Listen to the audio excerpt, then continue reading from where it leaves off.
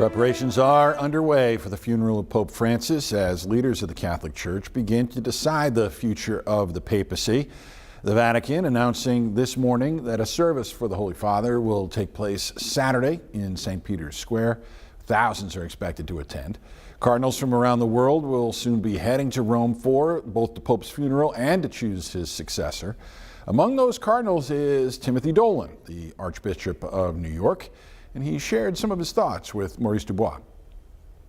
This morning when I heard the news, when I went into my chapel to pray for him, what was I thinking of? He called me when my mom died. He called me the second week into COVID and said, "How's New York doing?" He called me on October 7th and he said, "How are my Jewish friends in New York doing?" These are the things that move you. There's sort of a communal fascination and affection for him. You kind of expect it among Catholics, but when you see it outside, you're thinking, wow, the impact this man had. People felt hugged by him. When you talk about that, people of other faiths coming up to you and expressing those deep condolences, not superficial ones, why do you think that is? I remember his first Sunday in Rome after he was Pope. And what did he speak about? He spoke about tenderness.